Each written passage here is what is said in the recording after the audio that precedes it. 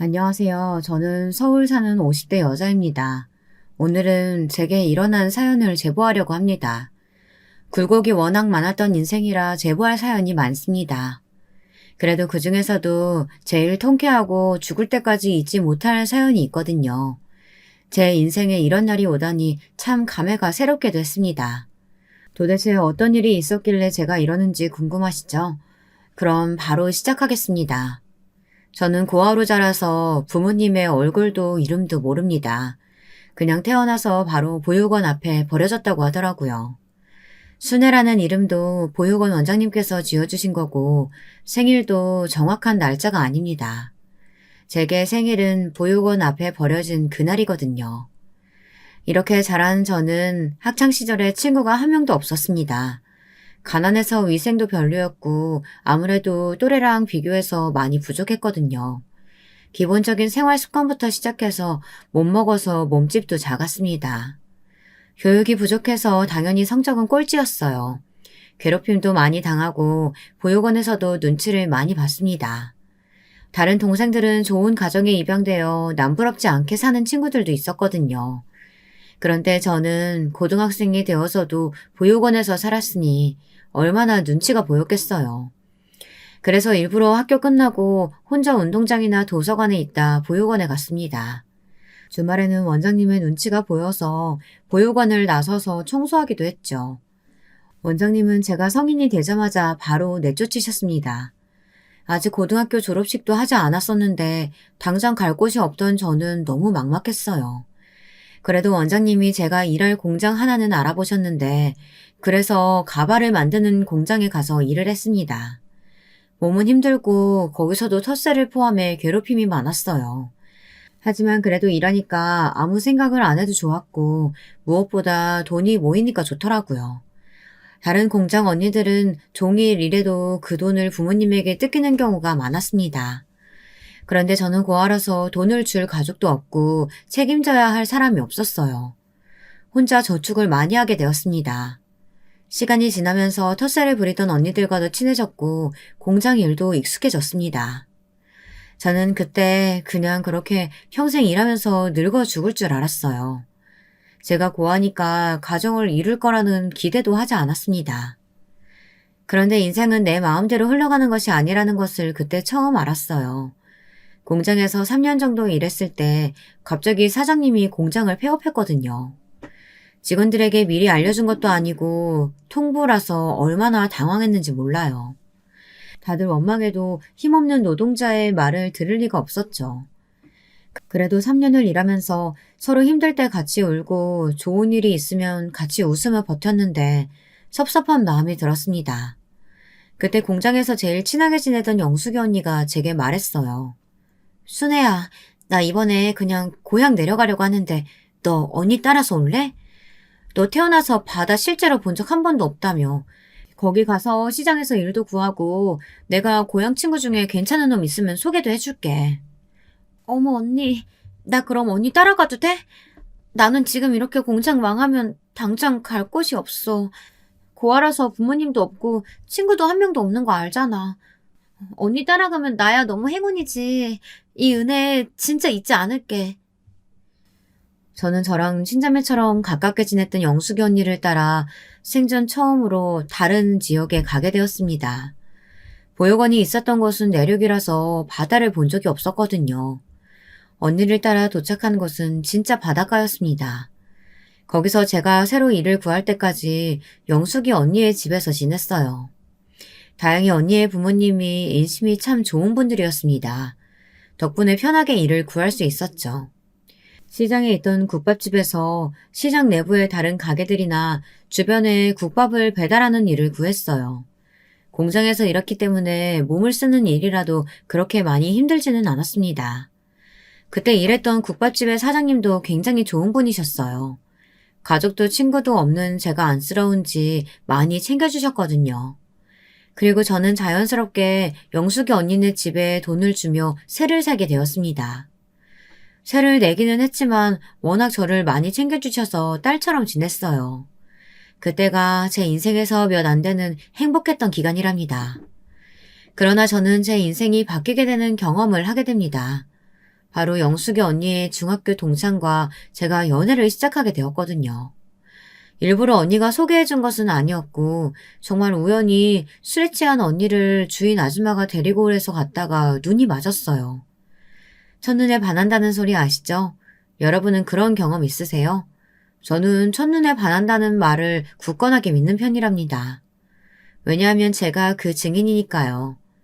영숙이 언니의 동창이었던 상철 오빠와 저는 그렇게 사랑에 빠졌습니다. 그리고 약 2년의 연애 끝에 저는 청혼도 받게 되었습니다. 그리고 문제는 그때부터 시작되었어요. 오빠는 아버지와 함께 배를 타고 생선을 잡는 일을 하고 있었습니다. 그러면 어머니와 남동생이 횟집에서 그 생선을 파는 일을 했죠. 횟집이 꽤 큰 편이라 그 횟집을 모르는 동네 사람이 한 명도 없었답니다. 동네에서 알아주는 큰 횟집이라 부자였고 또 인물들도 나쁘지 않아서 남자친구와 그 동생은 인기가 아주 많았어요. 실제로 우리가 연애할 때도 대놓고 제게 질투한 동네 아가씨도 많았답니다. 고아에다 직업도 별로인 애가 뭐가 좋냐는 말을 눈앞에서 들을 정도였으니까요. 남자친구는 그런 말은 신경 쓰지 말고 오로지 우리 둘의 관계만 집중하라고 했죠. 문제는 제가 청혼 받고 난 뒤 생겼습니다. 바로 남자친구의 어머니가 난리가 나셨거든요. 횟집 사장님은 본인 아들이 결혼한다고 말하는 여자가 저라는 사실을 너무 싫어하셨습니다. 원래 성격 자체가 드센 분이었는데요. 죽어도 이 결혼을 성사시키기 싫은지 제가 일하는 국밥집에 찾아와서 제 머리채를 잡으셨어요. 야 이년아, 네가 우리 순진아 장난 꼬셨지? 내가 우리 아들들을 어떻게 키웠는지 알아? 동네에서 유난이라고 할 정도로 애지중지 키웠어. 너처럼 근본도 없는 고아랑 결혼시키려고 그렇게 키운 줄 알아? 잠시만요, 어머니. 이거 놓으시고 말씀하세요. 저 머리가 너무 아파요. 어머니 머리 다 빠질 것 같아요. 제발요. 어디서 어머니야? 내가 네 어머니야? 나는 너한테 어머니라는 소리 들을 생각 전혀 없다. 당장 네가 네 주제 알고 우리 아들하고 그만 만나. 알겠어? 우리 아들이 착해가지고 너 같은 년한테 순진하게 넘어가는데 나는 어림도 없어. 남자친구의 어머니인 횟집 사장님은 저를 찾아와서 진짜 시장 바닥에서 쥐잡듯이 잡으셨어요. 사람들이 쳐다보아도 전혀 신경 쓰지 않더라고요. 오히려 보란듯이 제게 근본도 없는 고아라는 소리를 지르며 머리채를 잡으셨습니다. 국밥집 사장님이 아무리 말려도 횟집 사장님은 덩치가 너무 좋아서 절대 밀리지 않더라고요. 결국 남자 셋이 달려들어 겨우 떼내게 됐습니다. 저는 그날 너무 어이가 없어서 영숙이 언니네 집에 가서 울면서 있었던 일을 말했어요. 그러자 영숙이 언니가 말하길 워낙 유난으로 동네에서 유명했다고 하더라고요. 특히 학생 때는 무슨 일만 생기면 학교에 와서 난리를 쳐 아들들이 외면했을 정도라고 했습니다. 그렇게 나대도 워낙 돈이 많으니까 다들 말을 못했던 거죠. 그 말을 들으니 저는 진지하게 헤어져야 하는 건가 생각했습니다. 그러나 그럴 수가 없었어요. 일단 남자친구와 저는 서로가 첫눈에 반했을 정도로 사이가 매우 좋았습니다. 아무리 횟집 사장님이 반대해도 오히려 우리의 사랑은 굳건해졌죠. 그리고 아주 결정적인 이유가 있었습니다. 바로 제가 임신했기 때문이었어요. 몸이 안 좋아서 병원에 갔더니 임신이라고 하더라고요. 지금과 달리 우리 때는 개인정보 보호라는 개념도 없었고 또 워낙 작은 동네에다 시골이라 소문이 매우 빨랐습니다. 제가 산부인과에서 임신 소식을 듣고 울자 금방 소문이 동네로 퍼졌어요. 결국 횟집 사장님은 또 국밥집에 찾아와서 제 머리채를 잡았습니다. 남자들이 달려들어 말려도 그때는 꿈쩍도 하지 않았습니다. 제가 살면서 들어본 욕 중에 그때 들었던 욕이 제일 살벌했어요. 온갖 쌍욕과 함께 제 몸을 때리는데 그러다 우리 아기를 잃을까봐 얼마나 무서웠는지 모릅니다. 나중에 남자친구와 그 동생이 와서 겨우 말려 풀려날 수 있었어요. 만신창이가 된 저를 보고 남자친구는 미안하다고 엉엉 울었습니다. 그렇게 영숙이 언니의 집에 갔더니 언니는 완전 횟집 사장이 미친 사람이라고 경찰에 신고하자고 하더라고요. 이런 사태를 구해준 사람은 경찰도 아니고 바로 누구였는지 아세요? 남자친구도 아니고 바로 제 시아버지였습니다. 남자친구의 아버지가 그래도 본인 아들의 자식을 임신한 여자에게 어떻게 그럴 수 있냐고 하며 저를 받아주셨어요. 제가 남자친구를 따라 시댁에 인사 갔을 때 시아버지는 매우 인자한 미소로 저를 맞이했습니다. 아직도 그 웃음을 떠올리면 제 입가에 웃음이 떠오를 정도로 기억에 남아요. 뭐? 며느리? 당신 말 조심해. 나는 저런 년 내 큰며느리로 들일 생각 전혀 없으니까. 지금 우리 아들 뒤로 결혼하자고 집안 좋고 예쁜 여자가 줄을 섰어. 그걸 알면서도 저런 애를 며느리로 들이고 싶어? 제정신이야? 당신도 그만해. 아이는 혼자만 들었어? 우리 장남이 책임진다고 하잖아. 나 따라서 배 타는 일도 계속하면서 대를 잇겠다는데 왜 그래? 당신이야말로 우리 아들이 계속 우리 옆에 살았으면 좋겠다며. 결혼하고 같은 집에서 살면 오히려 좋지. 시아버지는 시어머니가 저를 대놓고 욕해도 앞에서 막아주셨습니다. 그렇게 저는 시아버지 덕분에 결혼에 성공할 수 있었어요. 그렇게 임신한 상태로 시댁에 가서 살게 된 저는 지옥이 시작되었습니다. 시어머니는 그냥 저라는 인간 자체를 싫어하셨거든요. 저를 보면 지나가는 바퀴벌레보다 못한 취급을 하셨어요. 제가 먹는 밥도 아깝다며 둘이 있으면 저는 그냥 굶어야 했습니다. 집에서 유일하게 제 편이었던 시아버지와 남편이 배를 타고 나가면 저는 그 시간 동안 내내 시어머니의 구박을 들어야 했습니다. 시어머니는 제가 집안일도 다 하고 횟집에 가서도 모든 일을 다 하길 원하셨어요. 집에 조그만 사탕 껍질이라도 거실 바닥에 있으면 임신한 저를 대문 밖으로 내쫓으셨습니다. 먹을 자격도 없다고 밥도 주지 않으셨어요. 횟집에서도 배가 불러 움직이는 게 힘든데 행동이 느리다고 대놓고 욕하셨어요. 그걸 보다 못한 주방 이모님이 몰래 저를 불러 음식을 먹일 정도였습니다. 그때 직원들이 몰래 뒤에서 저를 챙겨주지 않았으면 그대로 쓰러져서 유산까지 했을 거예요. 화장실로 불러 제게 과일을 먹이고 시어머니가 잠깐 나간 사이에 밥을 먹여준 직원들에게 아직도 고마운 마음이 있습니다. 제 얼굴만 보면 없는 짜증도 난다고 시어머니는 그냥 제가 눈에 띄는 것을 싫어하셨어요. 그나마 시아버지와 남편이 제 편을 들어주어 버틸 수가 있었습니다. 고아라는 소리는 어릴 때부터 들어 면역이 있었던 상태라 그나마 다행이기도 했죠. 처음으로 얼굴도 이름도 모르는 부모님에게 감사했을 정도였습니다. 제가 만약 조금이라도 사랑을 받았다면 무척 서러웠을 테니까요. 이런 시어머니의 행패는 제가 아이를 낳자 훨씬 심해졌습니다. 왜냐하면 우리 첫째의 성별이 바로 딸이었거든요. 안 그래도 남아 선호 사상이 심하고 본인 아들들을 무척이나 사랑하는 시어머니는 제가 딸을 낳자 대놓고 제게 꺼지라고 하셨습니다. 특히 시아버지와 남편이 없을 때는 저를 보고 뭐라고 하셨는지 아세요? 야 이년아, 그냥 집 나가라니까? 야만 도주하라고! 나는 네가 자고 일어나면 없었으면 좋겠다. 돈 필요해? 내가 줄게, 어? 그러니까 우리 장남 인생 다시 살게 네 딸 데리고 꺼지라고. 너랑 결혼한 것은 우리 아들 인생의 수치야. 어머니, 저 너무 미워하지 마세요. 제가 앞으로 노력할게요. 네? 딸 낳아서 실망하셨죠? 둘째는 꼭 아들 낳도록 할게요. 그러니까 조금만 봐주세요. 저 나가면 갈 곳도 없어요. 갈 곳이 왜 없어? 너 원래 공장에서 일했다며. 서울 가면 공장 많다. 거기 가서 어떻게든 살아. 제발, 응? 내가 오히려 부탁할게. 제발, 우리 아들한테 사라져. 시어머니는 나중에는 돈을 줄 테니 제발 집을 나가라고 하셨어요. 이런 구박을 받는 상태에서 제가 안 나가고 버텼던 이유는 바로 시아버지와 남편 때문이었습니다. 그리고 제가 고아로 보육원에서 자라서 저는 제 아이는 무조건 부모가 있길 원했거든요. 남편은 저한테도 잘했지만 딸한테도 사랑을 많이 주었습니다. 그 모습을 보니 어떻게 시댁을 나갈 수가 있었겠어요.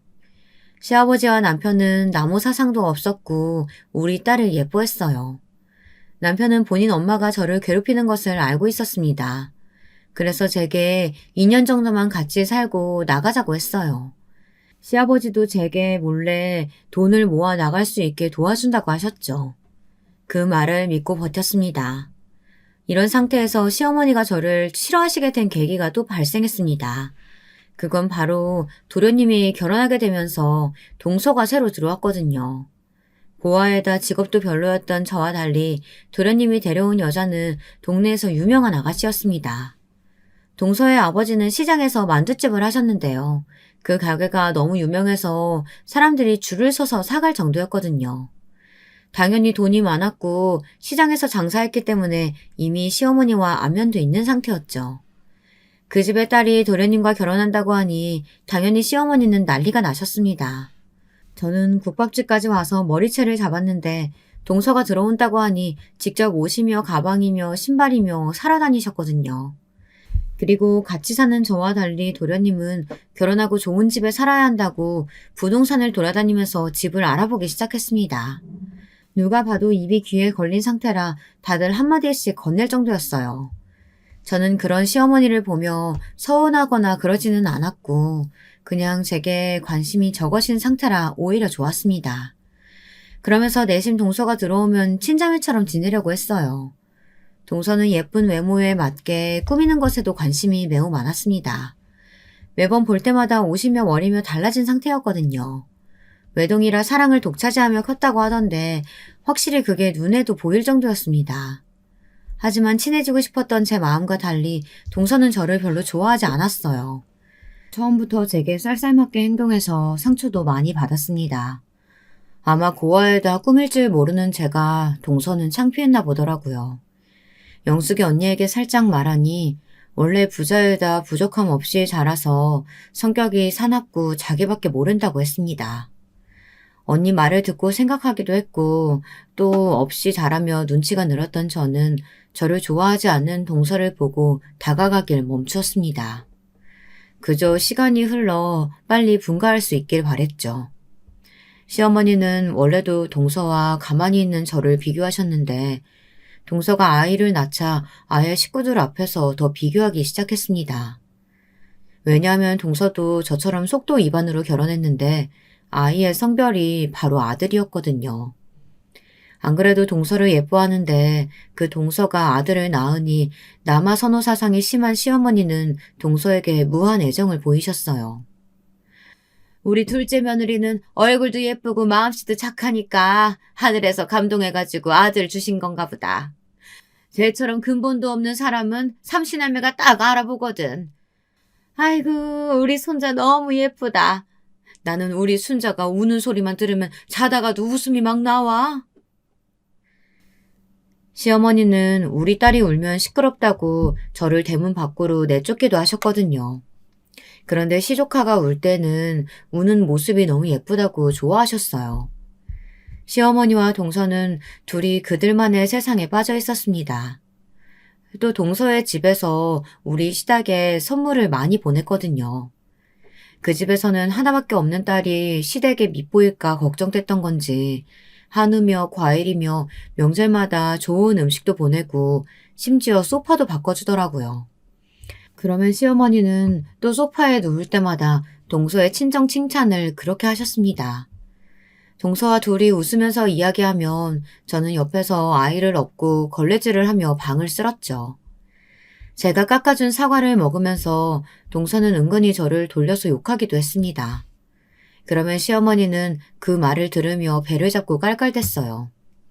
저는 그걸 다 들으면서도 말할 수가 없어 그저 조용히 화장실에서 울었던 기억이 납니다. 사실 이렇게 된 이유가 하나 있기는 했어요. 동서는 제게 그렇게 호의적이진 않았어도 대놓고 욕하지는 않았었는데요. 어떤 사건이 발생한 이후로 저렇게 변했거든요. 그 사건은 아직도 억울해서 자다가도 눈이 번쩍 뜨일 정도랍니다. 그날은 동서가 시조카를 데리고 시댁에 놀러왔던 날이었습니다. 횟집이 아직 영업하기 전이었고 집에는 남자들은 없고 오로지 시어머니와 저 그리고 제 첫째 아이 시조카 이렇게 있었어요. 그때 우리 딸이 3살이었고 동서 아들이 2살이었죠. 동서가 온다는 말에 저는 그날도 새벽부터 일어나서 집을 쓸고 닦고 혼자 음식을 준비했습니다. 동서가 유독 갈비찜을 좋아했는데 그걸 만들어야 했거든요. 갈비찜도 만들고 시어머니의 구박을 들으며 정신이 하나도 없었습니다. 매번 동서가 올 때마다 이렇게 온 집안이 난리가 나서 저는 속으로 동서가 제발 안 오기를 바랄 정도였어요. 아무튼 그날 동서가 집에 왔는데 동서는 시댁에 오면 항상 아이를 제게 맡겼습니다. 저는 제 아이도 아닌데 제가 동서 대신 시조카에 기저귀도 갈고 밥도 먹이고 놀아주었죠. 그날도 역시 혼자 아이 둘을 돌보느라 너무 정신이 없었어요. 아이를 키워보신 분들은 아실 텐데 전 아이 때 아이들을 돌보면 뭐가 뭔지 하나도 몰라요. 그냥 너무 정신사납고 힘들고 이 시간이 빨리 지나갔으면 좋겠거든요. 사건은 동서가 집에 갈 때 발생했습니다. 갑자기 동서가 제게 표독스러운 표정으로 다가오더니 제 앞치마를 뒤지기 시작했습니다.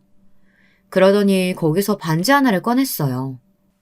형님, 이거 제 결혼 반지잖아요. 이게 왜 형님 앞치마 주머니에 있어요?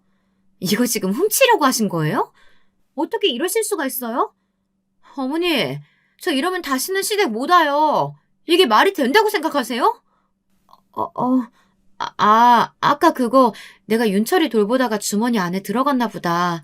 아까 윤철이가 동서 반지랑 스카프랑 입에 물고 있더라고. 동서 오해하지 마. 내가 설마 동서 물건을 훔치겠어? 여기 시댁이잖아. 내가 어떻게 할 수 있는 위치가 아니고. 그건 형님 사정이고요. 제가 그 말을 어떻게 믿어요? 제가 윤철이 봐달라고 했지. 언제 윤철이 손에 있는 반지랑 스카프 형님이 훔쳐가라고 했어요? 진짜 어이가 없네. 말이 되는 변명을 하세요. 동서는 제가 도둑이라고 몰아가기 시작했습니다. 저는 그런데 진짜 훔칠 생각이 없었고 그게 앞치마 안에 있는 줄도 몰랐어요.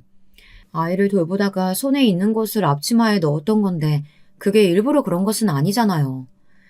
아마 동서가 돌아간 뒤에 알았다면 반드시 동서에게 연락해서 돌려주었을 거예요. 그걸 훔친다고 해도 동네가 워낙 좁아서 만약 제가 그걸 팔았으면 금방 소문이 났을 거였거든요. 시어머니는 옆에서 당연히 제가 미쳤다고 등짝을 때리며 당장 사과하라고 난리였습니다. 동서는 표독스럽게 저 때문에 다시는 시댁에 못 오겠다고 난리가 났죠. 결국 저는 동서에게 제 잘못도 아닌데 빌었습니다. 그날 동서가 집에 가고 시어머니는 제게 도둑년이라며 난리가 났어요. 너무 억울했지만 제가 아무리 말해도 들을 사람들이 아니었죠. 이 반지 사건 때문에 시어머니는 우리 딸과 저를 더 미워했습니다. 동서랑 사이는 돌이킬 수 없는 길을 건너게 되었죠. 이런 상태에서 저는 인생 최악의 시기를 맞이하게 되었습니다. 이때는 어떻게 버텼는지 모르겠어요. 이 사건은 시어머니가 친정에 갔을 때 일어났습니다. 시어머니의 친정은 차로 1시간이 걸리는 곳이었어요. 급한 일이 있어 친정으로 간 시어머니의 빈자리가 너무 좋았습니다. 구박하는 사람이 없으니 그냥 가만히만 있어도 웃음이 나왔어요. 남편도 결혼하고 제가 처음으로 활짝 웃는다고 좋아했습니다. 그런데 이 행복은 오래가지 않았어요. 왜냐하면 시어머니가 친정으로 갔던 셋째 날에 그만 시아버지와 남편이 바다에 갔다가 죽은 상태로 오게 되었거든요. 그날은 비가 무척 많이 오던 날이었습니다. 그래서 저는 걱정되어 둘에게 바다에 가지 말라고 했어요. 천둥까지 치던 날이라 무서웠거든요. 하지만 시아버지와 남편은 배를 탄 지가 오래되어 이 정도는 끄떡 없다고 하더라고요. 아버님, 여보, 진짜 오늘은 그냥 집에서 쉬어요. 네? 제가 맛있는 된장찌개도 끓여줄게요. 나 진짜 걱정돼서 그래요. 제가 아까 보니까 김 선장님은 오늘 집에서 쉰다고 하셨어요. 이런 날에 괜히 나갔다가 무슨 일이라도 생기면 어떡해요. 아가, 괜찮다. 진짜 괜찮다니까. 너는 아기랑 집에서 편하게 쉬고 있어. 내가 배를 몇십 년 탔는데 이 정도는 아무렇지도 않아. 그래도 날씨가 이러니까 금방 들어올게. 너무 걱정하지 말고 텔레비전 보고 있어라. 그날따라 이상하게 촉이 이상했고 날씨도 너무 거세서 저는 아기를 안고 배를 탄 남편과 시아버지를 끝까지 말렸습니다. 그런데 둘은 너무나도 완고한 상태였어요. 결국 배를 타고 바다에 나갔는데 그 모습이 사라질 때까지 우는 아이를 업고 보다 집에 돌아왔습니다. 그러다 아이를 재우다가 같이 잠들었는데 누군가 문을 세게 두드렸어요. 눈을 비비며 나갔더니 영숙이 언니가 온 얼굴이 눈물로 덮인 채로 제게 시아버지와 남편이 죽었다고 하더라고요. 순간 소름이 돋으며 현실을 믿을 수가 없었습니다. 영숙 언니는 집에 와 우리 아이를 대신 안고 저를 끌고 선착장으로 향했어요. 거기에 갔더니 진짜 둘의 시체가 나란히 바닥에 있었어요. 저는 죽은 남편과 시아버지를 보고 눈물도 나오지 않았습니다. 아마 현실이 믿기지 않아서 그랬던 것 같아요. 그 뒤로 무슨 정신으로 시어머니에게 연락했고 장례식을 치렀는지 모릅니다. 장례식 때 시어머니가 제게 죽일년이라고 말하면서 때렸던 것이 얼핏 기억이 나요. 그냥 멍한 상태로 계속해서 허공을 바라봤던 것 같습니다. 진짜 그냥 꿈을 꾸는 기분이었고 현실이라고 믿을 수가 없었거든요. 서방님도 제게 와서 왜 말리지 않았느냐고 소리를 질렀죠. 분명히 말렸는데 억울한 마음도 들지 않았습니다. 그저 이게 현실이 아니길 바라고 바랬어요. 그러나 현실은 현실이더라고요. 그렇게 저는 유일하게 제 편이었던 시아버지와 남편을 떠나보내게 되었습니다. 영숙 언니는 그런 제게 그냥 시댁을 떠나 혼자 아이를 키우라고 하더라고요. 하지만 그럴 수가 없었어요. 왜냐하면 그때 제 배에 둘째가 있었던 상태였거든요. 혼자 둘을 키울 자신도 없었고 또 이상한 죄책감이 저를 감싸고 있었습니다. 형수님, 제가 배랑 횟집은 다 정리했어요. 아내랑 저는 알아서 살 테니까 형수님은 적어도 양심이 있다면 우리 어머니 모시고 살아요. 알겠어요? 우리 엄마 저렇게 미쳐버린 거 다 형수님 때문이잖아요. 형수님이 집에서 우리 아버지랑 형을 제대로 말렸다면 이 사단 안 일어났어요. 사고가 나고 서방님은 대놓고 저를 원망했습니다. 동서는 그렇게 시댁에 자주 와서 시어머니와 시간을 보냈는데 사고가 난 후에는 얼굴도 비치지 않았어요.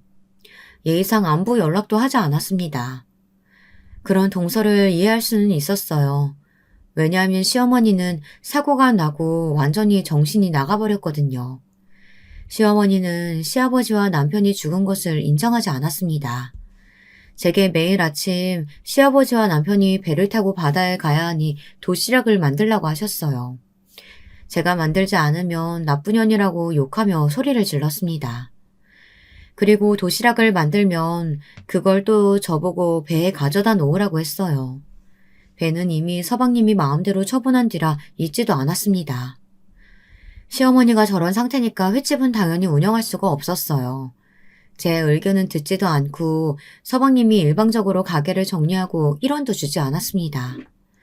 저도 정신이 없어서 그때는 돈을 달라고 말하지 않았어요. 시어머니는 저렇게 시아버지와 남편이 살아있는 것처럼 행동하다가도 어느 날은 멀쩡히 정신이 돌아왔습니다. 정신이 돌아오면 제게 쌍욕을 퍼부으며 본인 남편과 장남을 살려내라고 난리를 쳤어요. 문제는 저한테만 그러는 것이 아니고 우리 딸한테도 미친 행동을 하기 시작했습니다. 어느 날은 제가 집안일을 하느라 시어머니를 신경 쓰지 않고 있었는데 집을 둘러보니 시어머니와 우리 딸이 없더라고요. 순간 촉이 이상해서 집안을 뒤졌는데 둘은 아예 밖으로 나간 것 같았습니다. 불길한 마음에 임신 막달인 몸을 이끌고 밖으로 나갔더니 시어머니가 글쎄 우리 딸을 바다에 던지려고 하는 거예요. 주위에서 사람들이 말려서 그나마 딸은 목숨을 유지할 수 있었습니다. 그 광경을 보고 저는 시어머니에게 사고 이후로 처음으로 소리를 질렀어요. 어머니, 도대체 왜 이러시는 거예요? 제발 정신 차리세요. 이런다고 아버님이랑 남편이 살아 돌아오지 않는다고 몇 번을 말해요. 제가 평생 모시고 산다고 했잖아요. 제발 용서하세요. 네? 이 새끼만 소중하냐? 나도 내 새끼 소중해. 옛말에 어린아이를 바다에 던지면 바다에 사는 신이 앗아간 목숨을 돌려준다고 했어. 나는 내 새끼랑 내 남편 보고 싶단 말이야. 시어머니는 우리 딸을 바다에 던지면 시아버지와 남편이 되돌아온다고 믿더라고요. 그 모습을 보고 저는 너무 힘들어서 엉엉 울었습니다. 사실 그때 형편이 너무 어려웠어요. 시아버지와 남편이 죽으면서 사망보험금이 나왔는데 그것도 서방님이 저 몰래 다 가져갔더라고요. 당장 생활비가 없어서 서방님 집으로 가면 동서가 매우 쌀쌀맞게 대했습니다. 그러면서 배랑 가게도 본인들이 정리해서 다 돈을 가져갔는데 우리에게 줄 돈이 없다고 하더라고요. 시아버지가 워낙 인맥이 넓어서 장례식장에 많은 사람들이 왔는데 받은 부의금도 없다고 했습니다. 아무리 따져도 동서와 서방님은 시어머니나 제대로 모시고 살라고 하더라고요. 제가 시어머니를 모시고 살려면 돈이 필요하다고 끝까지 돌아가지 않고 버티면 겨우 2만 원, 3만 원 정도를 주었습니다. 비참하고 자존심이 상했지만 그거라도 없으면 당장 어린 딸과 시어머니를 굶겨야 해서 눈물을 머금고 가져왔던 기억이 나요. 저라도 밖에서 일하려고 해도 시어머니는 저렇게 미쳐있고 딸은 어리고 게다가 저는 임신한 상태여서 일할 수도 없었습니다. 그나마 남편이 독립한다고 모아두었던 돈이 있어서 그걸로 버티던 상태였어요. 하지만 그 돈이 전부라는 것을 아니까 있어도 쓸 수가 없더라고요. 만약 그 통장이 바닥나면 그때는 진짜 길거리에서 살아야 했으니까요. 이런 우리의 집안을 알고 마음씨 좋은 영숙 언니와 언니의 부모님이 음식을 자주 가져다 주었습니다. 피가 한 방울 섞이지 않았는데 도와주어 얼마나 고마웠는지 몰라요. 하여튼 저는 이런 시어머니를 모시고 살면서 출산까지 하게 되었습니다. 첫째 때는 남편이 옆에 있었는데 둘째 때는 남편이 없으니까 너무 서럽고 무서웠어요. 제 처지가 눈물이 나왔지만 정신을 똑바로 차려야 했습니다. 영숙이 언니에게 겨우 부탁해서 첫째를 며칠 맡길 수 있었는데요. 그것도 신경 쓰여 저는 3일 만에 둘째를 낳고 퇴원했습니다. 아이가 둘이나 있으니 저는 사는 게 너무 힘들었습니다. 혼자 육아하고 집안일하고 시어머니까지 챙기느라 하루가 24시간이 모자랐고 몸이 한계인 것이 원망스러웠죠. 확실히 신생아가 있으니까 돈이 나갈 곳이 너무 많았습니다. 남편이 모아놓은 돈을 쓰는데 통장 바닥이 보이기 시작했어요. 저는 결국 시어머니와 아이들이 다 자는 새벽에 집을 나가 식당에서 설거지하는 일을 구하게 되었습니다. 이것도 결혼 전에 일했던 국밥집 사장님이 우리 집 형편을 알고 일부러 만들어준 자리였어요. 만약 이런 호의를 베푸는 분들이 아예 없었다면 저는 너무 괴로워서 견디지 못하고 바다에 뛰어들었을 것 같습니다.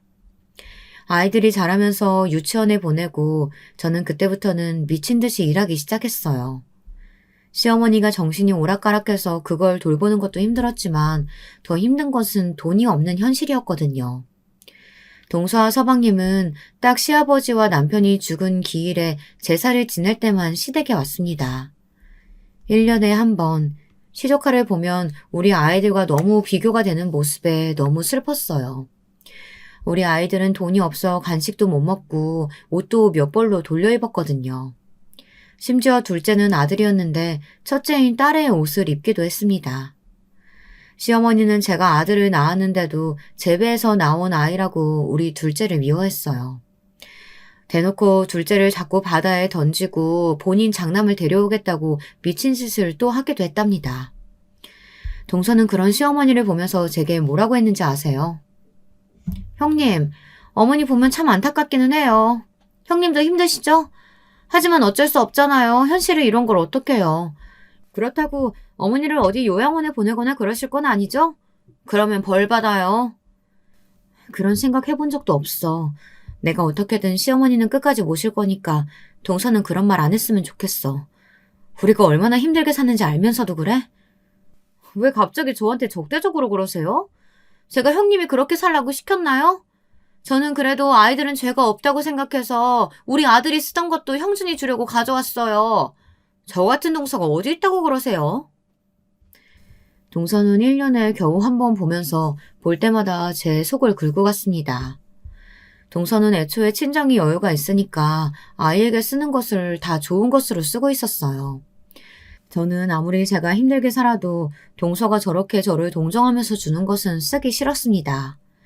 그래서 동서가 집에 두고 가도 한 번도 쓰지 않았어요. 아이들이 크면서 저는 식당에서 일하고 그냥 동네에서 부업도 계속해서 했어요. 돈이 되는 일이라면 무조건 일단 하고 봤습니다. 이러면서 우리 아이들을 제대로 돌보지 못해서 너무 미안했죠. 특히 아이들이 자라면서 시어머니가 동네에서 미친 사람으로 돌아다니니까 놀림도 많이 받았거든요. 학교에 가면 친구들이 너희 할머니 이상하다고 놀려 아이들이 많이 힘들어했습니다. 물론 저도 시어머니의 저런 행동을 감당하는 것이 너무 힘들었어요. 만약 시간을 돌릴 수만 있다면 사고 전으로 돌아가서 어떻게든 시아버지와 남편을 막고 싶을 정도였습니다. 게다가 아이들이 중학생이 되자 시어머니는 치매까지 걸리셨어요. 치매에 걸려서 추운 겨울에 내복 하나만 입고 나가거나 한여름에 털옷을 입고 나가기도 했습니다. 시어머니는 치매에 걸리자 집 밖을 그렇게 나가셨는데요. 나가서 자꾸 동네 주민들에게 시비를 걸었어요. 아, 너희 시어머니 때문에 네가 마음고생 장난 아니겠다. 진짜 나는 하루도 못 버틸 것 같아. 제일 최악은 바로 너희 시동생하고 동서야. 시동생은 특히 본인 엄마가 저런 상태면서 어떻게 나 몰라라 할 수가 있어? 언니, 말도 마. 나는 이제 포기했어. 저게 사람인가 싶다니까. 본인 엄마를 저렇게 방치하는 게 말이 되냐고. 나는 그래서 이제 오죽하면 저런 미친 시어머니가 안쓰러울 지경이야. 그렇게 아들들을 사랑했는데 버림받았잖아. 제 유일한 지인인 영숙이 언니는 제게 틈만 나면 서방님과 동서를 욕했습니다. 서방님은 본인 엄마가 동네에서 어떤 취급을 받는지 알면서도 모른 척하기 바빴어요. 심지어 나중에는 제사 때도 오지 않더라고요.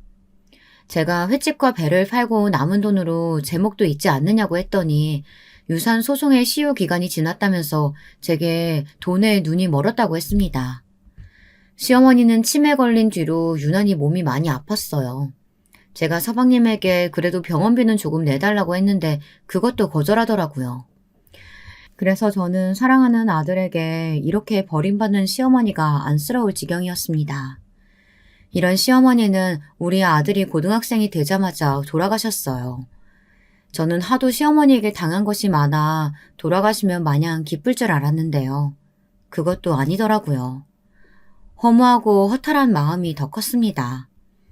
제사 때 오지 않던 서방님과 동서는 그래도 시어머니의 장례식이라고 참석했습니다. 이번에도 제가 조금이라도 정신을 차리지 않으면 조의금을 죄다 뺏길 것 같아 눈에 불을 켜고 지켰어요. 그 모습을 보고 동서와 서방님은 돈에 눈이 멀었다고 또 그러더라고요. 그런데 황당한 일은 장례식 이후에 발생했습니다. 어느 날 제가 식당에서 일하고 집에 왔는데 딸과 아들이 울고 있었어요. 제가 무슨 일이냐고 했더니 부동산에서 오더니 집을 나가라고 했다는 거예요.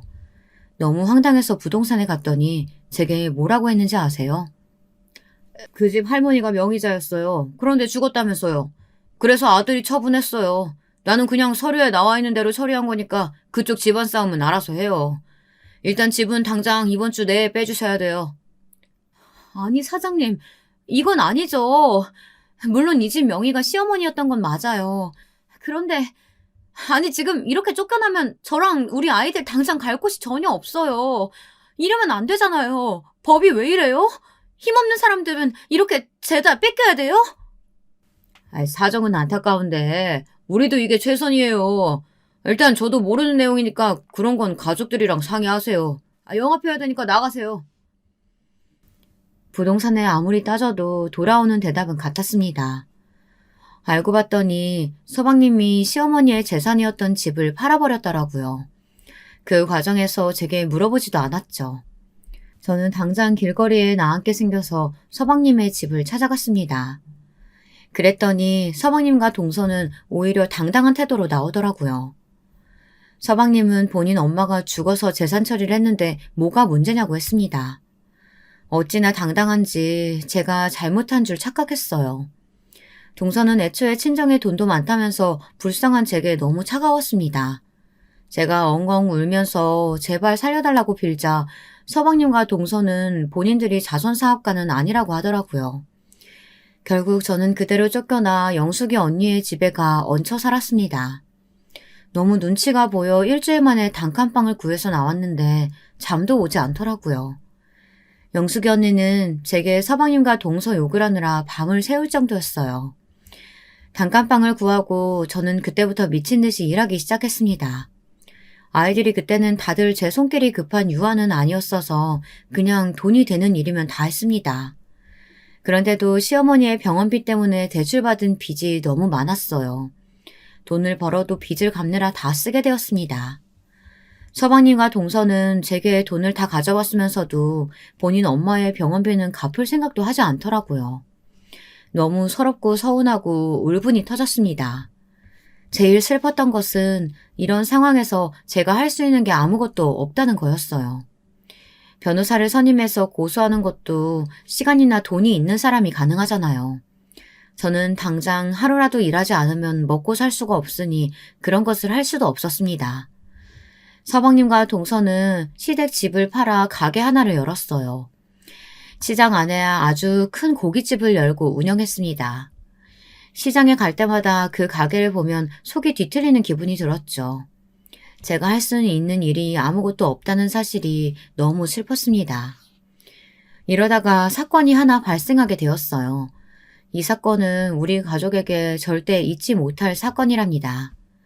우리 아들은 굉장히 순하고 의젓한 아들인데요. 제 속을 썩인 적이 한 번도 없습니다.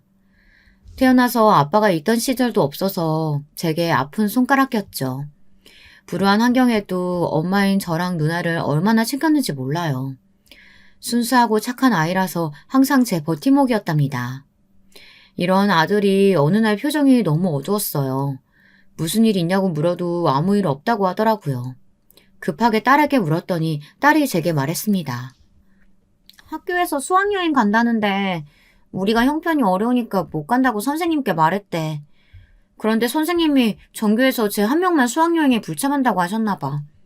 그게 사실이기도 하고.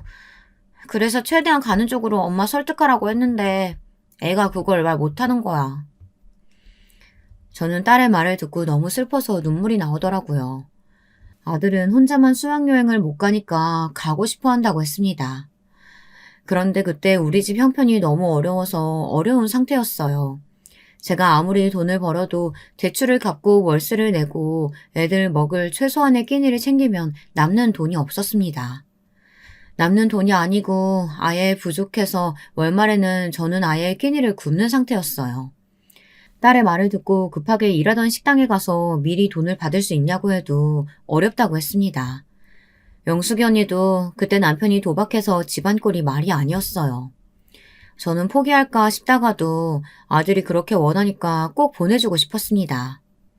그래서 결국 가기 싫었지만 자존심 다 버리고 동선의 집으로 향했습니다.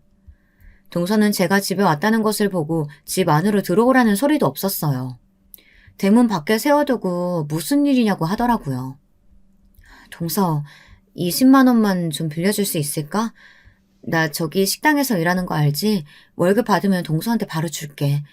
아들 수학여행비가 부족해서 그래. 내가 돈 안 받고 동선에 가서 설거지하고 힘든 일 다 할게. 어떻게 안 될까?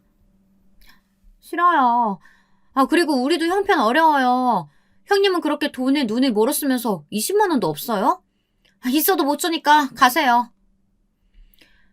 동서는 여유로운 친정과 잘 나가는 가게 때문에 돈이 많아 전원주택에서 살고 있었어요. 그런데도 돈이 없어 제게 못 준다고 하니까 울분이 터졌습니다. 자존심을 다 버리고 무릎까지 꿇고 엉엉 울며 애원했는데도 동서는 그런 저를 무시했어요. 결국 저는 대문 앞에서 몇 시간 동안 울면서 있었습니다. 어떻게든 아들을 무조건 수학여행을 보내주고 싶었거든요. 결국 동서는 집에서 찬물을 가지고 와 제 얼굴에 뿌렸습니다.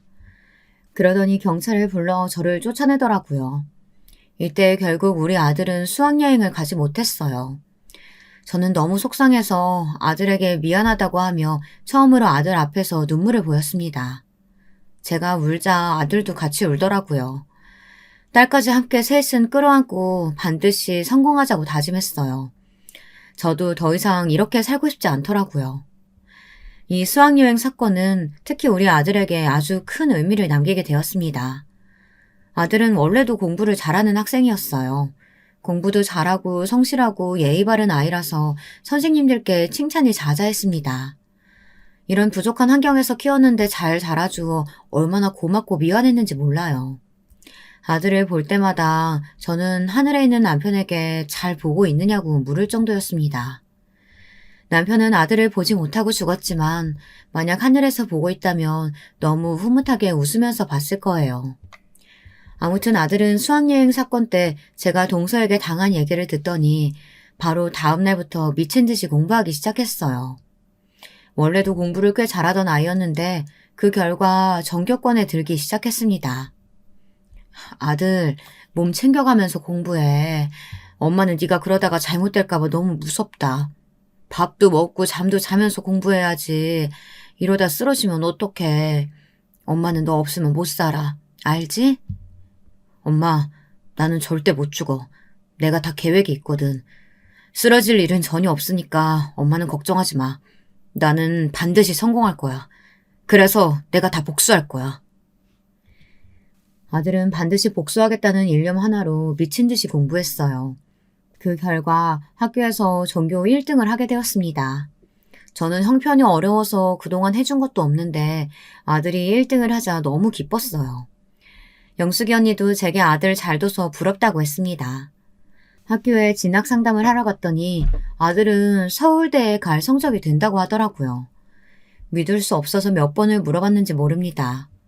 선생님은 우리 아들이 성적도 좋지만 친구들과 사이도 좋고 선생님들에게도 예의 바르게 행동해 인기가 아주 많다고 했어요. 그 말을 듣고 저는 마치 하늘을 나는 기분이 들었습니다. 아들은 실제로 서울대에 입학했어요. 그리고 제게 어느 날 진지하게 말했습니다. 본인은 반드시 검사나 변호사가 되겠다고 했어요. 저는 아들의 그런 말을 듣기만 해도 좋더라고요. 아들은 대학생이 되어서도 놀지 않았어요. 오히려 고등학생 때보다 더 열심히 공부했습니다. 그리고 마침내 진짜로 본인이 그렇게 되고 싶어 했던 검사가 되었어요. 그리고 그때부터 미친 복수가 시작되었습니다. 아들이 검사가 되자 동네는 난리가 났습니다. 우리 가족이 워낙 사건이 많아 동네에서 다들 사정을 알고 있었거든요. 여유로운 부자였다가 단칸방에 살게 된 이후 동네에서 저를 불쌍한 눈으로 보는 동정의 눈이 얼마나 많았는지 모릅니다. 그때마다 비참하고 슬펐지만 일부러 더 열심히 일했던 기억이 나요. 아무튼 그런 집에서 검사가 나오니까 제가 지나갈 때마다 동네 주민들이 저를 붙잡고 축하한다는 말을 건넸습니다. 그리고 아들은 수학여행비를 안 주고 인연을 끊은 동선의 집안을 짓밟기 시작했어요. 형님, 제가 죄송해요. 그동안 우리가 잘못했어요. 그러니까 제발 가게 영업 제대로 하게 해주세요. 네? 이러다 우리 진짜 망해요. 죄송해요. 남편 지금 쓰러졌어요. 어느 날 동서가 엉엉 울며 저를 찾아왔습니다. 얘기를 들어봤더니 아들이 동선의 가게를 미친 듯이 털었다고 하더라고요. 하나부터 10까지 제가 되는 종목을 다 잡았다고 해요. 또 동서 가게가 잘 되면서 온갖 불법적인 일을 다 했거든요. 외국인 노동자들을 불법으로 채용하고 또 직원들 월급이나 이런 것도 꼼수를 썼다고 합니다. 동선의 가게에 유통되는 재료도 다 조사하고 그러니까 차츰 동선의 가게는 망하기 시작했어요. 조금이라도 연관되는 사람들을 죄다 소환해서 조사했거든요. 이러자 동선의 가게는 거래처가 다 끊겼고 소문이 나서 손님들도 더 찾지 않게 되었습니다. 그러자 서방님은 충격을 받고 쓰러지기까지 했죠. 이런 모습을 보고 딸은 제게 절대 용서하지 말라고 하더라고요. 어차피 저는 그렇게 착한 성격도 아니라서 죽어도 용서할 마음은 없었어요. 특히 저를 미친 듯이 괴롭히고 또 가장 어려울 때 외면했던 동서는 아들이 더 강하게 복수하길 바랬습니다. 결국 동서는 횡령과 사기 그리고 온갖 자잘한 불법까지 다 걸려서 가게를 접게 되었어요. 그리고 서방님은 교도소까지 들어가게 되었습니다. 그 과정을 옆에서 보면서 얼마나 통쾌했는지 몰라요. 아들은 본인이 이렇게 행동하고 싶어서 미친 듯이 공부했다고 하더라고요. 서방님이 교도소에 가고 동선의 집안이 망하는 것을 보고 저는 미련 없이 그 지역을 떠나 서울에 정착했어요. 그래서 지금은 아들 덕분에 제가 호강하면서 살고 있답니다. 요즘은 가끔 과거에 있었던 일들이 믿기지 않아요. 너무 힘들어서 생각하고 싶지도 않은 마음도 있습니다. 아무튼 이런 일들이 다 지나가고 저는 남편과 시아버지가 그렇게 보고 싶었어요. 우리 아들의 울음소리도 듣지 못하고 하늘로 갔지만 하늘에서 얼마나 뿌듯하게 보고 있을까요? 여러분, 제가 준비한 사연은 여기까지입니다. 다들 재미있게 들으셨다면 다행이에요. 저는 앞으로 남은 인생은 딸과 아들과 서울에서 행복하게 살려고 합니다. 남편과 시아버지 몫까지 열심히 살려고 해요. 제 사연 들어주셔서 진심으로 감사합니다. 여러분, 다들 행복하세요. 여러분, 두 번째 사연 시작하기 전에 좋아요, 구독 꼭 눌러주실 거죠? 그럼 두 번째 사연 바로 시작합니다. 안녕하세요. 너무 서러워 하소연할 곳이 없어 여기에다가라도 익명으로 제 사연을 남겨봅니다. 사는 게 어찌 이런 벼랑 끝에 매달려 있는 것 같은지 모르겠습니다. 참으로 허망하고 절망스러워 이대로 나뭇가지를 놔버려도 될까 생각하지만 그럼에도 하루하루 연명하듯 살아가고 있는 늙은이입니다. 모든 게 저의 죄였다면 죄였을까요? 부디 힘없는 늙은이의 하소연을 끝까지 들어주시면 좋겠습니다. 저는 어렸을 적 바닷가 근처 마을에서 새 오빠들과 함께 자랐습니다. 제가 집안의 막내였고 오빠들과는 터울이 많이 난지라 저를 퍽 귀여워해 주었어요. 물론 지금은 세상을 다 떠난 분들이시지만 그 당시 어린 시절 추억을 생각하면 참 가슴이 많이 애립니다. 아버지는 전국을 돌며 일을 하시는 분인지라 얼굴 보기 쉽지 않았지만 그래도 한 번씩 육지 냄새를 묻혀오는 아버지의 품이 그리도 따스할 수가 없었어요. 아버지가 그러시는 동안 어머니는 간단히 소일거리라시며 저희 사남매를 키우셨어요. 자라면서 오빠들이 어머니 일거리를 도와주기도 하고 장남인 첫째 오빠가 빨리 취업을 해 집안 살림에 큰 보탬이 되어주었어요. 그런데 큰오빠는 사실 몸 한쪽이 불편했어요. 어린 시절에 소아마비를 앓고 나서 그 후유증으로 다리 한쪽이 틀어지신 게죠. 변형이 왔다고 해야 하나요? 저는 잘 기억이 안 나지만 오빠가 소아마비를 앓았을 적 어머니가 오빠를 업고 한약방이라면 한약방, 병원을 모두 옮겨 다니셨대요. 그 덕분인지 다행히 목숨은 건졌지만 오빠는 후유증으로 늘 절뚝거리며 걸었는데 동네 아이들은 고세를 못 참고 오빠를 향해 다리 병신이다, 다리 병신이 지나간다 하고 놀리곤 했어요. 저는 말 못하고 그걸 묵묵히 참고 있는 오빠가 불쌍하고 가여웠고요. 근데도 오빠는 그저 바보처럼 웃으며 괜찮아, 얼른 집에 가서 어머니 도와드리자 하고 제 손을 잡고 집으로 가시곤 했어요. 오빠는 화도 안 나? 쟤네들이 저러는데 내가 확 혼내줄까? 아니야, 오빠는 화나는 거 없어. 오히려 다리가 이 정도라도 되니 걸을 수 있어 다행이지. 동네 아이들이 돌을 던져 다리 한쪽이 깨지고 돌아와도 슬픈 기색 없이 늘 이렇게 말하던 오빠. 오빤 제겐 정말 바보같이 착한 오빠였어요. 먹을 게 별로 없던 집안에서도 늘 저 먼저 먹으라며 챙겨주고 동생들 힘든 거 없는지 살펴주고 그런 오빠의 모습을 좋게 본 가게 사장님이 다행히 오빠를 취직시켜 주신 거죠. 착한 사람은 어떻게든 복을 받는다고 저는 그 믿음을 오빠를 통해 배웠어요.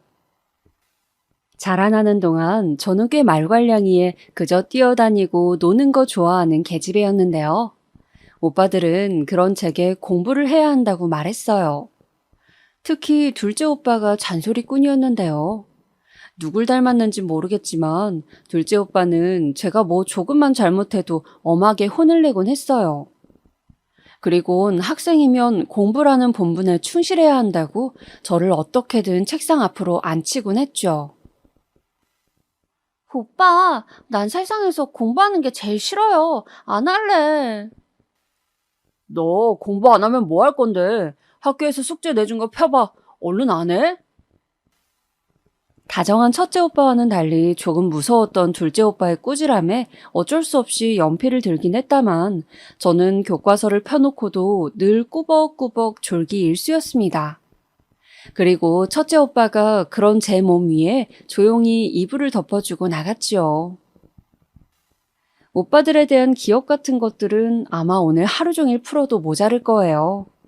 오빠들이 차려준 따뜻한 밥상, 가끔은 듣기 싫은 잔소리까지 이 모든 것들은 추억이란 아름다운 이름으로 제 마음속 가장 안락한 곳에 자리 잡고 있으니까요. 우리 어머니 역시 고생이란 고생은 많이 하신 분인데요. 우리 사남매 우애가 좋아 자신은 별로 힘든 게 없다 말씀하신 분이지만 어찌 그 삶이 쉬우셨겠어요. 홀로 자식 넷을 낳고 남편은 타지에 나가 돈을 벌고 기댈 곳은 본인밖에 없으셨을 텐데 지금에야 어머니 마음을 다 이해하지만 그때 전 너무도 어려 그런 것들을 미처 헤아리지 못했습니다. 저희 집은 아버지가 타지에서 돌아오시고 어머니와 함께 일을 하시며 가정 형편이 많이 피었어요. 또 오빠들이 줄줄이 취업하고 돈을 버니 집안엔 먹을 것들이 넘쳐났죠. 그게 저는 너무도 좋았어요. 국민학교 졸업하고 중학교에 입학할 당시엔 저희 집이 꽤 잘 산다는 소문이 났던지라 아이들 사이에서도 어깨가 으쓱거렸죠. 정이야, 맛있겠다. 나 한 입만 주면 안 돼? 나도. 정이 부럽다. 넌 맨날 이런 거 먹고 사는 거야? 우와. 가끔씩 아이들이 계란이며 햄이 들어간 제 도시락을 탐낼 때도 있었는데 그럴 때면 선심 쓰듯 한 입 주며 유복해진 형편을 즐기고는 했습니다. 그러나 집안이 흥하는 것도 망하는 것도 한순간이더군요. 사건의 발단은 저희 큰오빠였어요. 큰오빠가 가게에서 공장으로 일자리를 옮겼는데 큰오빠 말로는 사무직이고 기계를 만지는 일이 아니라 할 수 있는 거라 했어요. 근데 어느 날 오빠와 같이 일하는 동료가 집 문을 두드리더군요. 나가보니 오빠의 다리가 기계에 끼어 급하게 빼내긴 했지만 상태가 너무 심각해 병원으로 이송 중이라고 하더군요. 아이고, 어째 이런 일이. 어머니는 그 자리에서 바로 주저앉아 오열을 하셨고 아버지는 헐레벌떡 저와 함께 병원으로 뛰어들어갔습니다. 하지만 마주한 오빠의 상태는 정말이지 처참했습니다. 소아마비 후유증을 앓고 있던 그 절뚝이 다리, 그 다리가 완전히 망가져 있더군요. 수술을 받아야 한다 했지만 의사도 장담하지 못한다고 했습니다. 우리 장남 어찌하면 좋아요, 여보. 정이야, 어찌하면 좋으니? 어머니는 애간장이 끓듯 목을 놓아 우셨고 저는 오늘 아침까지만 해도 해맑게 웃으며 공장으로 출근하던 오빠가 생각이 나 울음을 멈출 수 없었습니다. 수술을 끝마친 오빠는 의식이 없었지만 다리를 잃은 꿈을 꾸기라도 하는 건지 자면서도 눈물을 보였습니다. 그렇게 오빠가 다리 한쪽을 잃은 완전한 장애인이 되면서 어머니는 당분간 일을 그만두시고 오빠 돌보기에 집중하시게 되었죠. 거기다 치료비며 여러 가지 한두 푼 들어가는 게 아니니 다른 오빠들이 벌어온 돈도 금방 동이 났고요. 그리고 그때 저는 시집을 가든 취업을 하든 해야겠다고 생각했어요. 가정 형편도 기울어져 가고 저라도 다른 곳에서 제목하며 사는 것이 어머니 아버지 걱정을 덜어드리는 길인 것 같더군요. 그러던 길에 마침 괜찮은 자리를 발견했어요. 친하던 언니가 저를 데리고 서울로 가주겠다고 하더라고요. 거기서 같이 자기랑 살면서 일을 하자고요.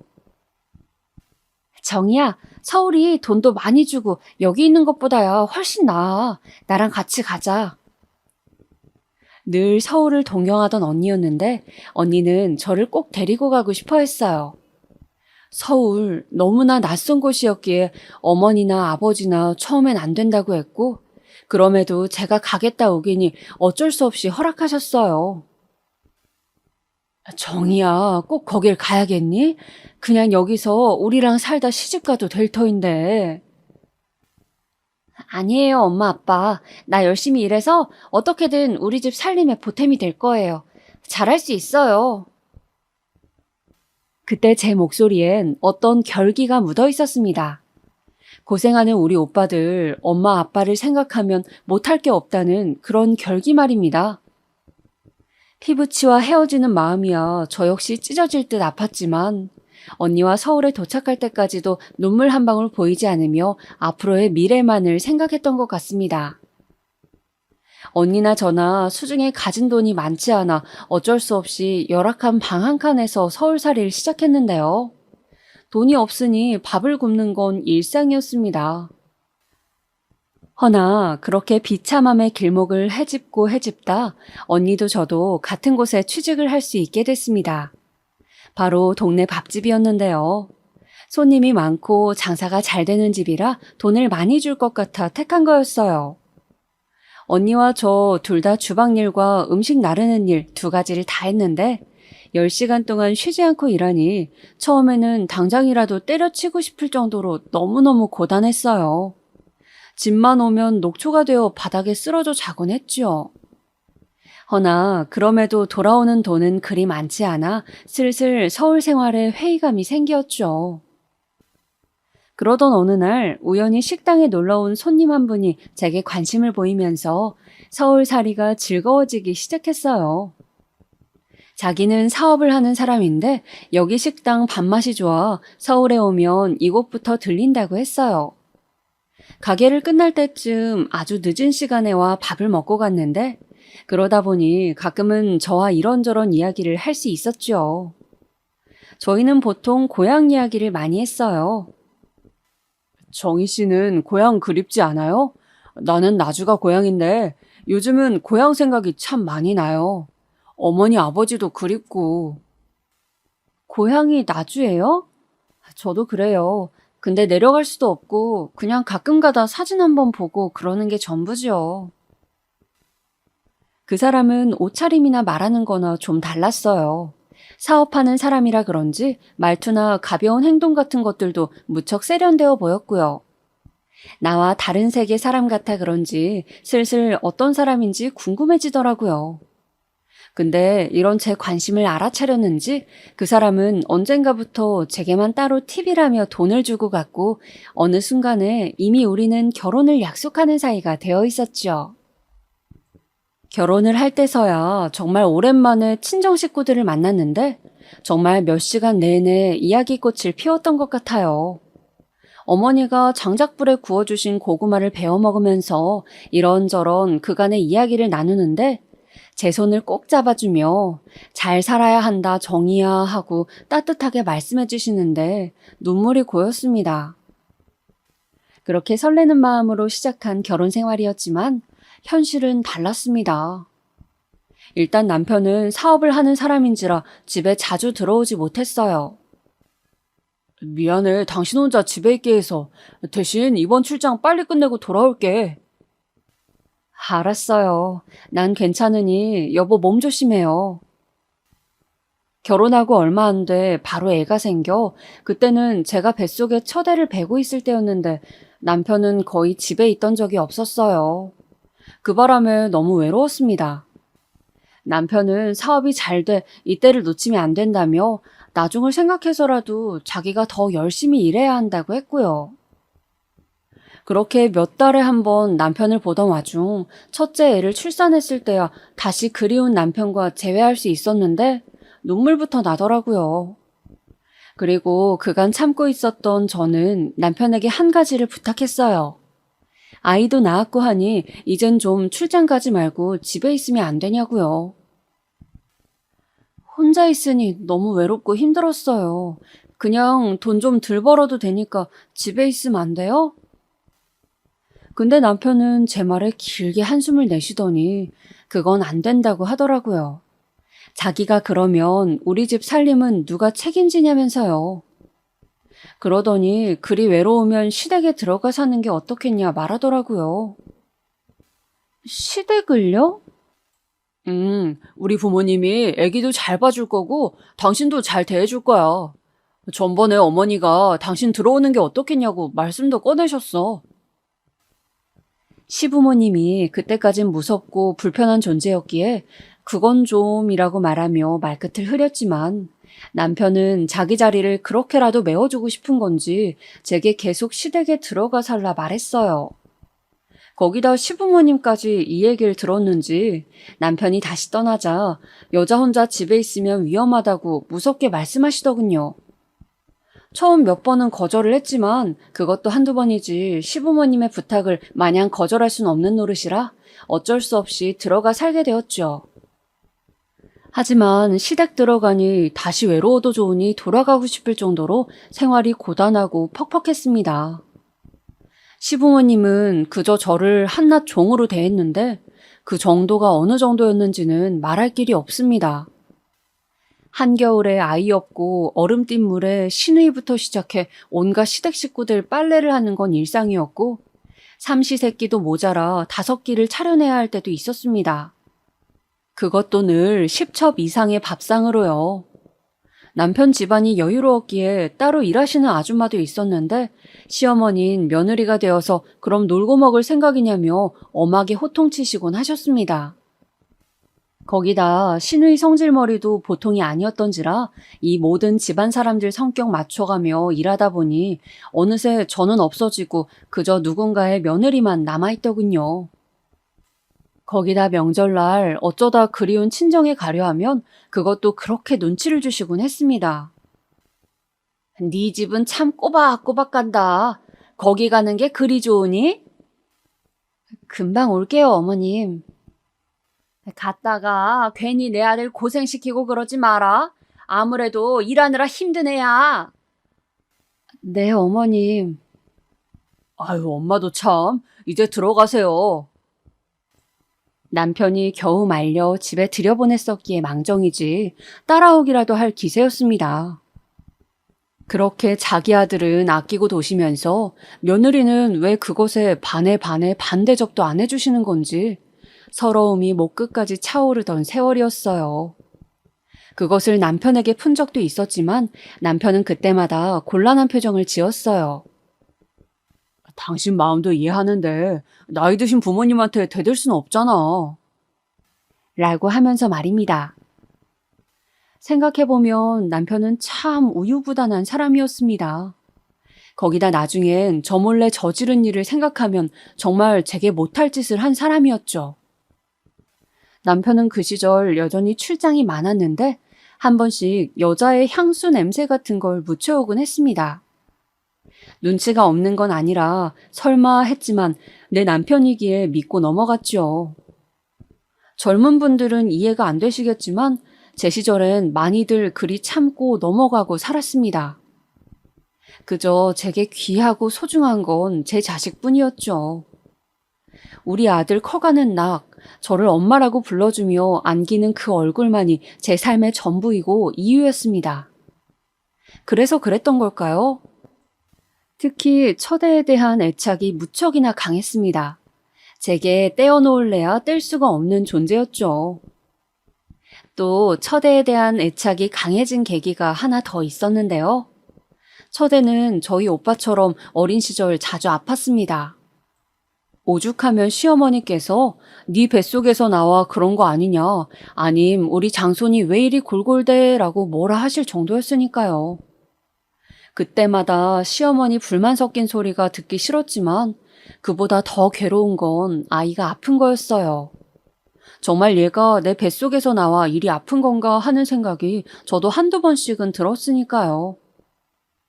그래도 감사한 건 시부모님 덕분에 아이가 늘 좋은 치료를 받았고 건강하게 잘 자랐다는 겁니다. 그리고 저는 아들이 4살쯤 되었을 때 연달아 둘째, 셋째까지 갖게 되었는데 둘째, 셋째가 어느 정도 자랐을 무렵에는 이제 어디 하나 부러지는 곳 없이 쌩쌩하게 잘만 걸어 다녔으니 그것만으로도 감사할 일이었죠. 또 첫째는 동생들을 알게 모르게 굉장히 많이 챙기는 아이였습니다. 어렸을 적엔 시부모님에게 구박받는 저를 신경 써주었던 것처럼 아이들 공부를 알려주고 숙제 검사를 하고 가끔은 밥 챙기는 것까지 제가 못하는 세세한 부분들을 첫째가 도와주었습니다. 윤재야, 항상 엄마가 우리 윤지한테 고마운 거 알지? 아니에요. 내 동생들이니까 내가 챙길게요. 제가 고맙다는 말을 하면 자기 동생이니 챙기는 게 당연하다고 말하는 첫째는 바로 이런 아이였습니다. 근데 어느 날 아이를 키우다 보니 조금 충격적인 일이 생겼죠. 저는 아직도 이 일을 잊지 못합니다. 둘째 아들과 셋째 딸이 이런 말을 하더군요. 그날은 첫째 생일이었습니다. 시부모님이 장손 생일상이라고 한가득 차리라길래 정신없이 일을 하고 있었는데 둘째 아들이 와선 갑자기 첫째에 먹을 케이크를 설거지통에 버리는 겁니다. 너 이게 뭐 하는 짓이야? 에그머니나 이거 아까워서 어떡해? 엄마는 왜 형만 이뻐해? 그게 갑자기 무슨 말이야? 할머니도 장손이라고 맨날 형 입에만 좋은 거 넣어주고 좋은 옷 사주고 나랑 윤영이 얘는 맨날 찬밥 신세잖아. 엄마 모르겠어? 뭐라고? 그렇게 생각했어 너네? 전혀 생각지 못했던 부분이었습니다. 둘째 아들이 제게와 그런 말을 늘여놓는데 그제야 이 집의 관심이 장손인 첫째에게 많이 가 있었다는 걸 실감했죠. 어미로서 너무 죄스럽고 아이들에게 미안했습니다. 미안하다. 엄마는 미처 몰랐어. 그냥 너희가 형이랑 잘 놀고 형도 잘 따르길래. 미안해. 엄마가 앞으로는 더 신경 쓸게. 알았어. 약속해 대신. 이젠 형만 이뻐하지 않기로. 다행히 아이들이 그 후에 마음을 풀어주었지만 그 뒤로 저는 작은 거 하나에도 신경 썼던 것 같습니다. 시부모님의 관심이 첫째에게만 가지 않도록 사랑이 공평하게 느껴지도록 말입니다. 다만 저는 바뀔 수 있어도 시부모님은 그러실 분들이 아니었기에 할머니가 형만 이뻐하는 건 할머니의 잘못된 생각이야. 알지? 그건 너네가 이해해줘야 해. 라고 말을 덧붙이곤 했습니다. 어찌됐건 이후론 둘째와 셋째 모두 엇나가지 않고 잘 자라 첫째를 따라 명문대에 들어갔고 시댁에서 그 모든 비용을 지원해 주셨죠. 이때까지만 해도 저는 고달팠지만 그래도 자식들 바라보며 산 세월 아깝지 않다고 생각했습니다. 외려 잘 자라주어 고맙다고 생각했어요.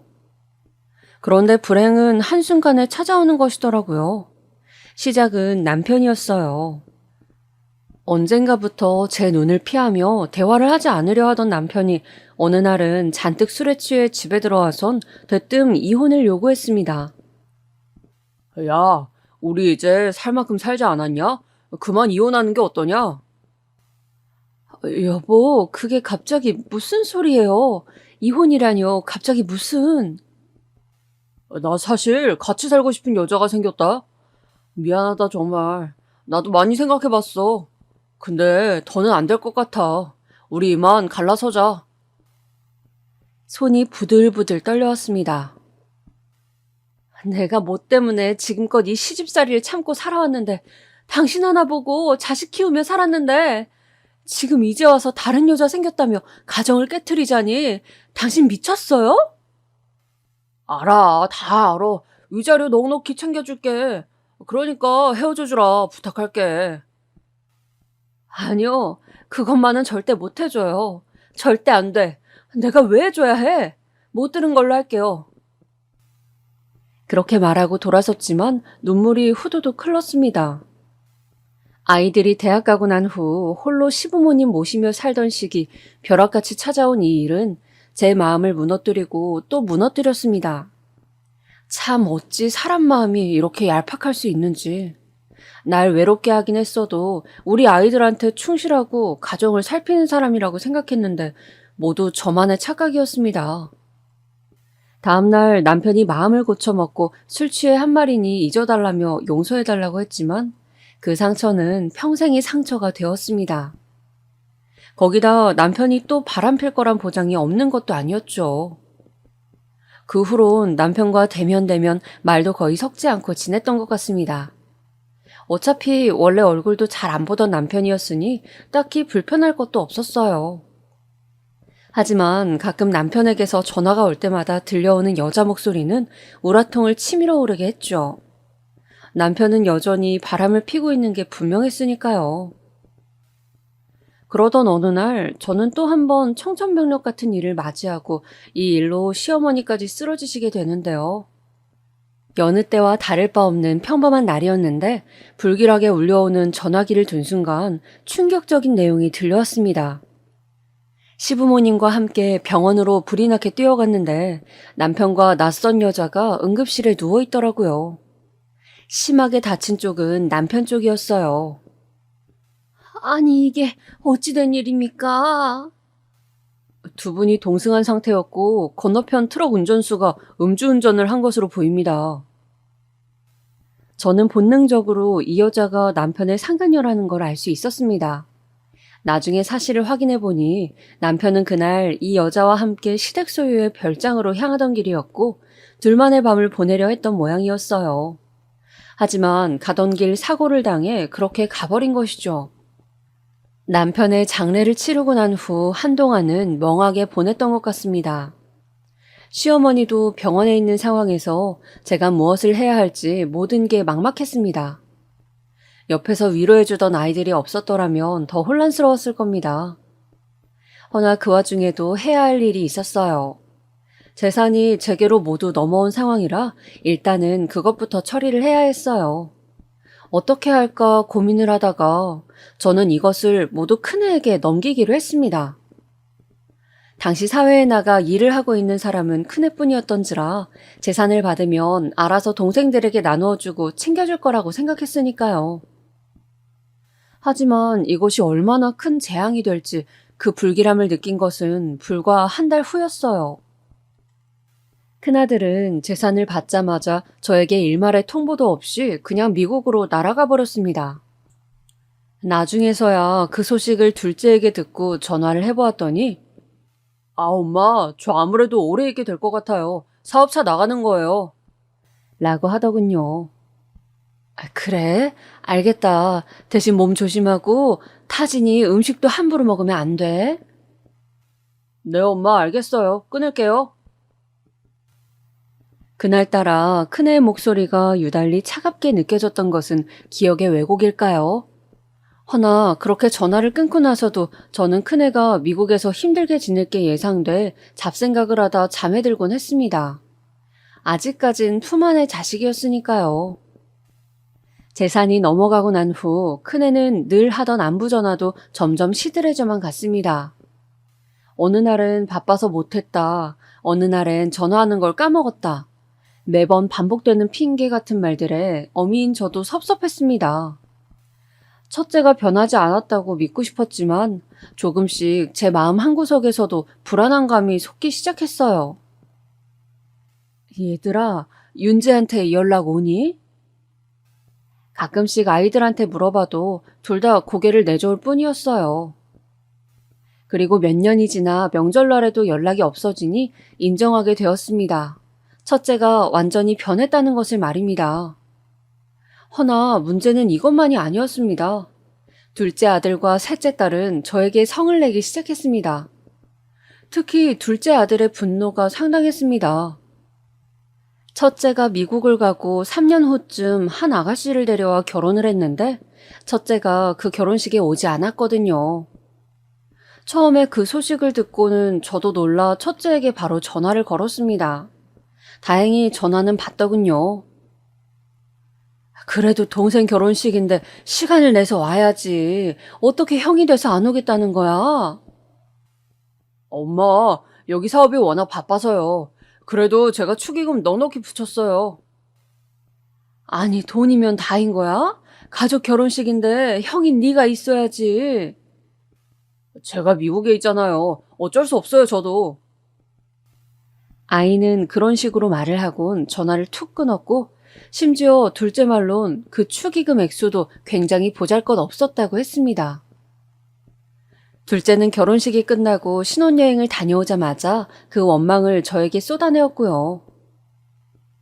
이게 형이야? 엄만 형이 우리 챙겨줄 거라 생각해서 그 모든 재산을 다 준 거냐고. 저는 여기에 대고 할 말이 없었습니다. 어쨌든 그 결정을 한 것은 저였으니까요. 제 편을 들어줄 거라 생각했던 셋째 딸 역시 마찬가지였어요. 다 엄마가 자초한 일이야. 엄마가 해결해. 하며 집으로 가버리더군요. 딸도 재산 문제에 있어서 저에게 크게 섭섭한 것이 틀림없었습니다. 허나 이제 와서 상황을 고치려 해도 무슨 수가 있겠습니까? 저도 첫째에게 당한 입장인데 정말 잠도 안 오고 첫째에 대한 원망만이 차올랐습니다. 그 와중에 시부모님 상까지 치러야 했습니다. 시부모님께서 재산을 제가 아닌 시누이 쪽에 모두 넘겨주셨던 터라 늦은 나이 식당에 나가 일을 해야 했고요. 받아주는 것도 없어 식당에서 설거지를 시작했는데 하루에도 몇 번씩 신음소리가 나오곤 했습니다. 잠을 자다가도 몸이 아파 깨곤 했고요. 어떻게든 살아보겠다고 한 일이었지만 고된 시집살이가 끝나니 이젠 또 다른 고생길이 열리는구나 싶었습니다. 거기다 아이들은 이제 더는 저를 보고 싶어 하지도 않았어요. 제 생일날에도 찾아오지 않고 이대로 연을 끊기라도 할 작정인지 어쩌다 명절날 한번 찾아와도 밥 한 끼 먹고는 그냥 가더라고요.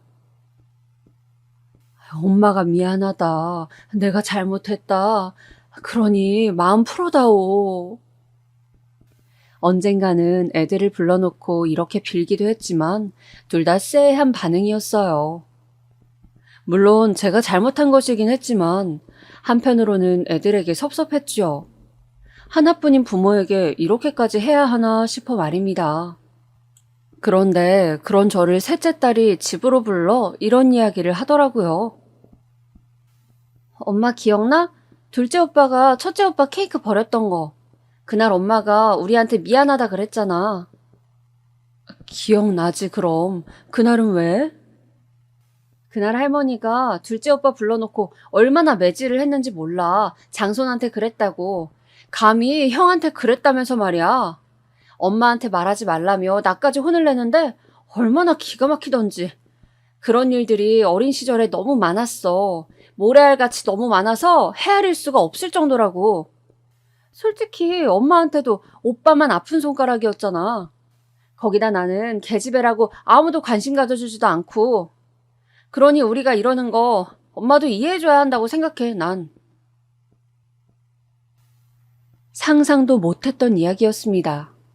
그날 그 이야기를 듣곤 얼마나 내가 자식들의 고통에 무지했던 사람이었는지 그걸 지금에서야 알게 된 스스로가 너무 바보 천치 같았어요. 어찌된 영문인지 그 후론 몸이 전보다 더 자주 아팠어요. 마음의 병이 몸으로 옮겨간 건지 찬바람이 조금만 불어도 감기에 걸렸고 기침도 멎지 않았어요.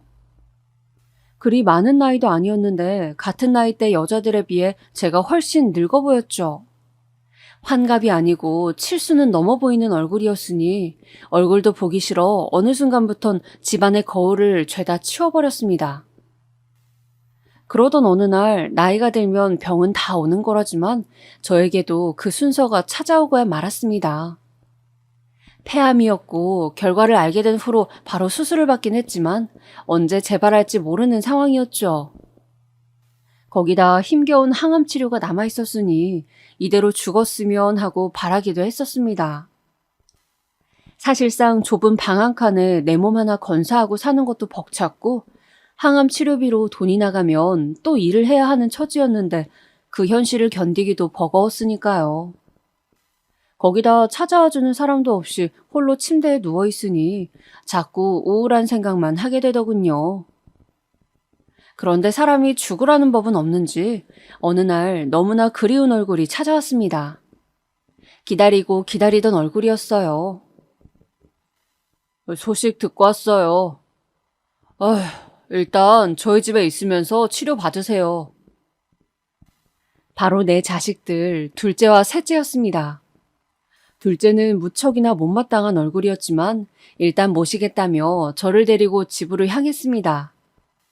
자식들이 나를 원망하지 않고 받아준 것만으로도 고마워 저는 아무 말 없이 눈물을 흘렸습니다. 완전히 용서해준 거라고 생각지 않았지만 갈데 없는 부모를 내버려두지 않았다는 사실 하나만으로도 감격스러웠어요. 그런데 그 와중에 며느리 얼굴이 눈에 밟혔습니다.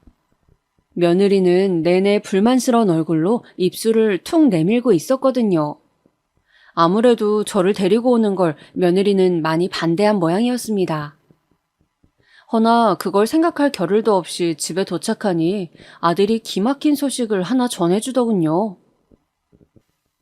엄마, 첫째 형 한국 들어온 거 알아요? 나도 몰랐는데 윤영이가 그러더라고요. 근데 웃긴 게 형한테 어제 가서 돈 좀 빌려달라 했더니 뭐라는 줄 아세요? 자기 돈 없대요. 그러면서 그 비싼 아파트는 어떻게 산 건지. 그리고 앞으로 자기한테 돈 빌려달라고 할 거면 연 끊잖아 뭐라나. 나는 진짜 형 이런 모습 볼 때마다 이가 갈려요. 그랬니? 아들이 그 말을 하는데 저절로 고개가 숙여지더군요. 죄인이 된 것 같아서요. 며느리는 옆에서 대놓고 한숨을 푹 쉬며 고개를 절레절레 흔들고 있고요. 그때부터 느낌이 썩 좋지 않았습니다. 역시나 둘째네 집에서 살게 되니 또 다른 고생길이 기다리고 있더군요. 둘째 며느리 때문이었어요. 둘째 며느리가 성격이 강했습니다. 그리고 둘째에게 들은 이야기가 있어서인지 저를 대놓고 싫어했어요. 처음에는 제가 항암 치료로 힘들어하니 별 얘기를 못했지만 몸이 좀 나아지자 이것저것 부탁하기 시작했습니다. 어머니, 저 오늘 잠깐 일 나가봐야 하니까 저녁 좀 만들어 놔주세요. 그러실 수 있죠? 그래. 언제 돌아올 거니? 그것까지 알아서 뭐 하시게요. 몰라요. 저녁 늦게나 되어서 와요. 둘째 며느리는 둘째가 차린 회사에서 같이 일을 하고 있었는데 아이를 안 낳고 둘끼리만 살고 있었습니다. 저야 당연히 손주가 하나라도 있는 게 좋았지만 나에게 원망 많은 자식이 그런 선택을 하겠다는데 반대할 수도 없었죠. 아무쪼록 처음에 저녁 차려달라 부탁했을 땐 내 손으로 지은 밥 아들이 먹고 며느리가 먹는다는데 최대한 잘해주고 싶었어요. 힘든 몸 이끌고도 이것저것 반찬을 만들고 국찌개 끓여서 꼭 상에 내어놓고 그랬어요. 근데 어느 순간부터는 며느리 부탁이 무리하게 늘어가더군요. 제가 감당치 못할 정도로 말입니다. 어머님, 빨래는 하셨죠? 빨래 꼭 하셔야 해요. 지금 해야 내일 마르니까요. 그리고 밥 드시면 설거지 꼭 하시고요. 몸이 다 나은 것도 아닌데 모든 집안일을 저에게 맡기니 퍽 힘들었습니다. 그래서 언젠가는 아가야, 빨래 정도는 네가 해줄 수 있니? 내가 아직 움직이는 게 불편해서. 라고 하니 말은 없었지만 기분 나쁜 내색을 보이며 회사로 출근하더군요. 그 뒤로부턴 부탁하는 것조차 눈치가 보였습니다. 그리고 둘째 애들 회사가 어려워지면서 아이들의 짜증이 더 심해져 갔습니다. 일이 많은 건 상관없었지만 더 힘들고 괴로웠던 건 둘째 며느리와 아들의 태도였어요. 어느 날 맛있게 저녁을 차려 내놓았는데 둘째 며느리가 코를 쥐어싸며 들어오더군요. 이게 도대체 무슨 냄새예요? 어머니, 청국장을 끓이실 거면 창문이라도 열어놓으셔야죠. 냄새 정말. 많이 심하니? 나는 그냥 너희가 청국장을 좋아한다고 해서. 어머니도 참 기어이 일을 버리신다니까. 다음부턴 청국장 끓이지 마세요. 다른 것도 저희 잘 먹으니까. 그래, 알았다. 미안하다. 나 잠시 슈퍼 다녀오마. 아들도 저를 한심하게 보는데 순간 너무 비참해지더군요. 아들 며느리 먹이겠다고 열심히 끓인 게 후회가 되면서 괜스레 내가 왜 여기서 이러고 있나 싶었어요. 눈물이 나올 것 같아 그날은 영하의 날씨였지만 얼른 잠바를 걸치고 나와 오갈 데 없는 거리를 정처 없이 방황했습니다. 셋째 딸에게 전화라도 해볼까 싶었지만 반기지도 않을 것 같아 그냥 공원 벤치에서 몸을 웅크리고 추위에 떨다 돌아왔죠. 여기서 끝이 아니었어요. 아이들이 회사 사정이 어려워지면서 생활비를 팍 줄여야겠다, 어째야겠다, 저들끼리 이야기를 나누더니 그러더라고요. 어머니, 앞으로 야채 사는 거 마트 말고 재래시장 이용하세요. 여기서 버스 타고 가면 있으니까. 아시겠죠? 저희 지금 무지 빠듯해요. 재래시장을? 거긴 멀지 않니? 이 동네가 아닌 걸로 아는데. 지금 우리가 그런 거 따질 형편인 줄 아세요? 한 푼이라도 싼 거 먹어야 한다고요. 저도 뭐 이러고 싶겠어요? 정말. 그리고 돈도 돈이지만 재래시장 물건이 훨씬 싱싱하고 좋아요. 이렇게 우리 마음을 몰라주신다니까, 여보. 엄마, 이 사람 말 들으세요. 재래시장이 싸요. 거기 걸로 음식 해주세요. 사실 재래시장 왕복 1시간 반은 걸리는 거리였고 아무리 버스 타고 다니는 거리였지만 그 짐을 다 들고 다니기엔 저도 힘에 부쳤습니다. 근데 애들이 사정이 어렵다 하니 뭐라 할 수가 없겠더군요. 그래서 일주일에 2번씩 왔다 갔다 하며 장을 보고 다녔어요.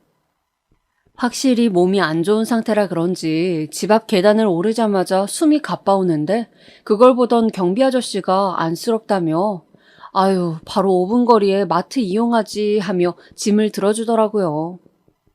그래도 둘째가 형편 나아질 때까지만 재래시장을 이용하면 된다 했기에 그 시기를 꼭 참았습니다. 그러던 어느 날이었어요. 아침에 어머니, 저 오늘 배추전이랑 호박전 먹고 싶으니까 해놔주세요. 라고 둘째 며느리가 부탁하더군요. 원래 하려던 먹거리가 있었는데 며느리가 부탁을 하니 시장에 가야 했습니다. 근데 전날 먹은 게 체했던 건지 재래시장으로 가려는데 배가 너무 아프더라고요. 오늘 저녁거리를 만들려면 사긴 사야 하는데 도저히 무리였습니다. 그래서 고민하는데 옆집 아줌마가 마트 야채도 싸다며 거기 걸 사라고 하더라고요. 그 말에 저는 오랜만에 마트에서 편하게 장을 보고 집으로 돌아왔습니다. 그리고 요리를 하고 있던 찰나 아이들이 평소보다 일찍 도착했어요. 그때 일이 벌어졌죠.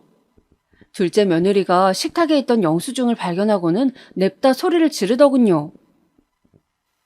어머니, 장난하세요? 지금 마트 이용하신 거예요? 아유, 그게 말이다. 내가 배가 아파서 원래는 나도 시장 가려 했지. 근데 상황이 안 됐다. 미안하다. 오늘은 네가 이해 좀 해다오. 고작 배 아프시단 이유로 마트를 가셨다고요? 우리는 쇠가 빠지게 일을 하고 왔는데 어머니는 몸 편하게요. 도대체 머리는 왜 들고 다니세요? 힘들게 일하는 가족 생각 안 하세요? 얘야, 아무리 그래도 말이 너무 심하지 않니? 뭐가 심해요? 자식한테 버림받지 않고 데리고 살아주면 고마운 줄 알아야지. 어딜 돈을 싸지르고 다녀요? 너무나 충격적이었습니다. 내가 첫째에게 재산 준 벌이 이렇게 큰 것이었나 하는 생각이 들며 눈물이 떨어지는데 둘째는 그걸 보면서도 가만히 있더라고요. 며느리는 계속해서 고함을 지르고요. 결국 어쩔 수 없이 둘째네를 뛰쳐나와야 했습니다. 그리고 셋째 딸 집으로 향했어요. 제가 알고 있는 유일한 주소지가 거기였으니까요. 딸은 절 보더니 조금 놀란 얼굴로 엄마 여긴 웬일이에요 하고 묻더군요. 그래서 저는 이런저러한 일이 있었다며 모든 일을 털어놓았습니다. 말하는 중간중간 눈물이 왈칵 올라와 흐느낌을 주체하지 못했죠. 근데 제 편을 들어줄 줄 알았던 마지막 동아줄 같던 딸은 모든 이야기를 들은 후 냉정한 어투로 엄마, 그래서 뭐 저보고 어떻게 해달라는 거예요? 라고 하더군요. 아니, 그게 어찌 해달라고 하는 게 아니고 나는 내가 전번날에도 말하지 않았어요? 오빠가 이러는 이유, 엄마도 대가는 치르셔야죠. 저는 더 할 수 있는 게 없어요. 그러니 저한테 와서 머리 아프게 이러지 마세요. 솔직히 말해서 엄마가 한 짓 생각하면 당해도 싸요. 뭐라고? 들으셨잖아요. 애 아빠 올 시간 됐어요. 나가주세요. 그 길로 저는 딸네의 집에서도 내쫓기고 말았습니다. 저는 요즘 삶에 대한 아무런 의욕도 느끼지 못하고 있습니다. 그저 찜질방에서 하루하루 연명하듯 살아가고 있는데 암이 재발하든 뭐가 됐든 간에 하늘이 내 목숨을 스스로 거두어 가셨으면 좋겠다고 생각할 뿐이에요. 그래요. 아이들 말대로 저에게도 책임이 있습니다. 그러니 뿌린 대로 거두는 거겠죠? 하지만 마지막으로 여러분들에게 묻고 싶습니다. 제가 정말 그렇게 죽을 죄를 지은 것입니까?